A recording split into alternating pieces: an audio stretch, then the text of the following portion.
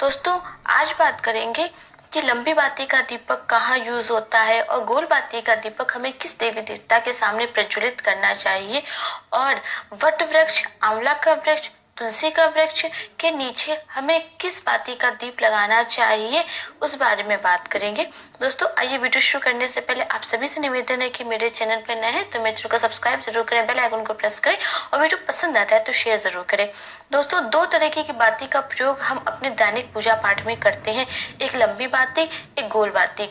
लेकिन हमें पता नहीं होता है कि किस देवता को कौन सी बाती का दीप लगाने से वो दीप जो होता है वो देवी देवता को स्वीकार होता है। हम तो रैंडमली जो भी हमारे सामने बाती आती है या हमको मिलती उपलब्ध होती हम उसी का प्रयोग कर लेते हैं, पर ऐसा नहीं है। धर्म शास्त्रों में बाती और दीप के प्रयोग की भी महिमा का वर्णन किया गया है।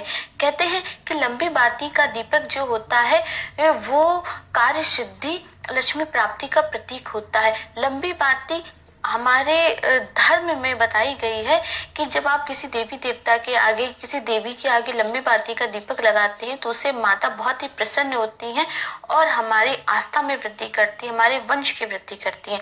तो आइए उस बारे में बात करते हैं कि लंबी बाती का प्रयोग हमें कब करना है। देखिए लंबी बाती का प्रयोग हमेशा देवी की पूजन में ही किया जाता है।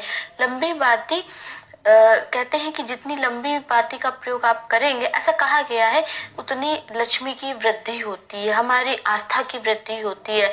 लंबी बाती का प्रयोग देवी पूजन में किया जाता है। कुल देवी देवता के आगे भी लंबी बाती का ही प्रयोग किया जाता है क्योंकि हमें अपने कुल को बढ़ाना है। लंबी का मतलब है लंबा होना, कोई चीज की वृद्धि होना। इसीलिए देवी के आगे हमेशा लंबी बाती का दीप लगेगा और कुल देवी देवता के आगे हमेशा लंबी बाती का दीप लगेगा। अब बात करते हैं कि गोल बाती का दीपक किस देवी देवता के आगे लगता है।